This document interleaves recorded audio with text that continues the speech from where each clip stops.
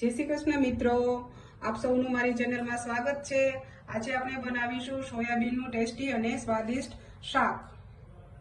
એક વાટકી નાના સોયાબીન લઈ લીધા છે, એને આપણે ગરમ પાણીમાં 5 મિનિટ માટે પલાળી દેવાના છે।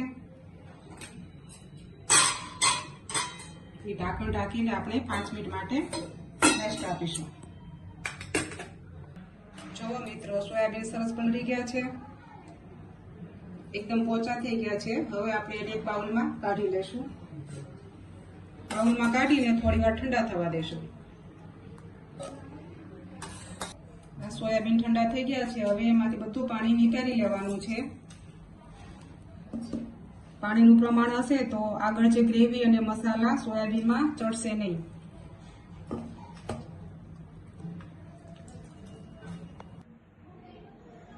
હવે આપણે આમાં 2 ચમચી જેટલો ચણાનો લોટ નાખીશું, 2 ચમચી દહીં નાખીશું,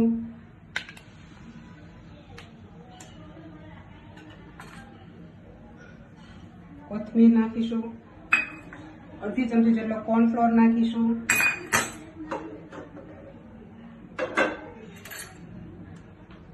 અડધી ચમચી જેટલું મીઠું નાખીશું, અડધી ચમચી ધાણા જીરું નાખીશું, અડધી ચમચી મરચું નાખીશું, ચપટી હળદર નાખીશું। આ મિશ્રણને એકદમ આ રીતે સરસ રીતે આમ હલાવી લેવાનું છે, એકદમ મિક્સ કરી દેવાનું છે હાથેથી, એકદમ સરસ મિક્સ કરી દેવાનું છે। જો સરસ મિક્સ થઈ ગયું છે, હવે આપણે આને 15 મિનિટ માટે આમનેમ ઢાંકીને રહેવા દઈશું। સરસ મજાનું કોટિંગ ચડી ગયું છે। 2 ચમચી તેલ મૂક્યું છે આપણે, તેલ ગરમ થઈ ગયું છે, એમાં આપણે બધા સોયાબીન નાખી દઈશું।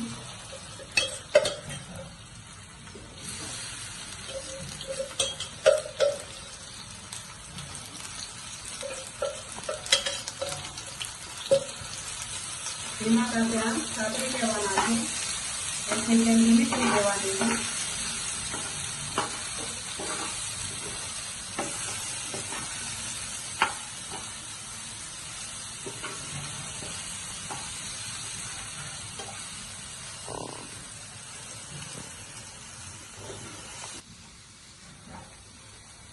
સોયાબીનમાં પ્રોટીન ખૂબ સારા પ્રમાણમાં હોય છે। પ્રોટીન ઉપરાંત તેમાં કેલ્શિયમ અને ફાઈબર પણ હોય છે, તેથી તે સ્વાસ્થ્ય માટે ખૂબ હેલ્ધી છે। એ સરસ શેકાઈ ગયા છે, હવે આપણે ગેસમાંથી નીચે ઉતારી લઈશું। 3 પાવડા મેં તેલ નાખ્યું છે, હવે આપણે વઘાર કરીશું। તેલ આવે એટલે તેલ ગરમ થઈ ગયું છે, હવે આપણે રાઈ નાખીશું, અડધી ચમચી જેટલું જીરું નાખીશું, અડધી ચમચી હિંગ નાખીશું,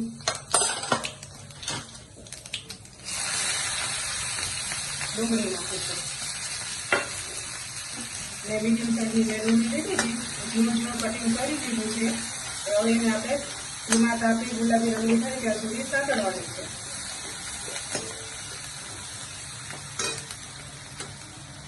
થોડું મીઠું એડ કરી દઈશું, જેથી ડુંગળી જલ્દીથી ચડી જાય। મીઠું થોડું ઓછું એડ કરવાનું છે, કારણ કે આગળ પણ આપણે મીઠું એડ કર્યું છે।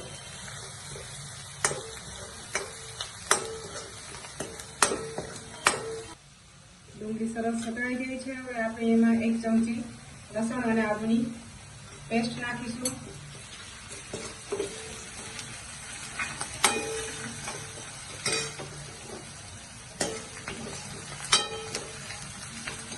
એક વાટકી આ ટમેટાની પ્યોરી લીધી છે, 2 મીડિયમ સાઈઝના ટમેટાની પ્યોરી મેં બનાવી છે, એ એડ કરીશું।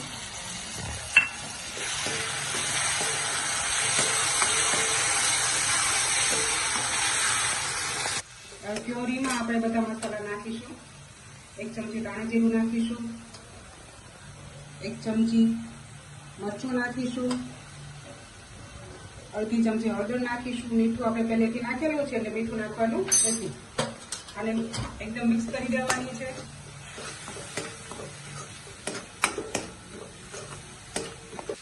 ગ્રેવી સરસ થઈ ગઈ છે, તેલ છૂટું પડવા માંડ્યું છે, હવે આપણે એમાં 1 ગ્લાસ જેટલું પાણી નાખીશું।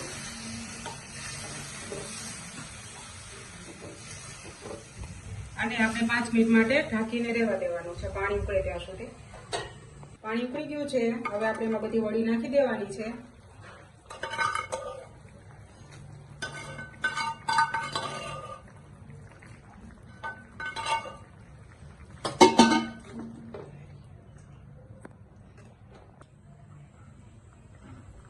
હવે એને 2 મિનિટ માટે ઢાંકીને ચડવા દેવાની છે. વડી સરસ ચડી ગઈ છે, પાણી પણ શોષાઈ ગયું છે. 1 ચમચી ધનિયા પાવડર નાખીશું, 1 ચમચી કસૂરી મેથી નાખીશું, 1 ચમચી ગરમ મસાલો નાખીશું અને બરાબર હલાવીને 5 મિનિટ માટે પાછું રહેવા દેવાનું છે ઢાંકીને.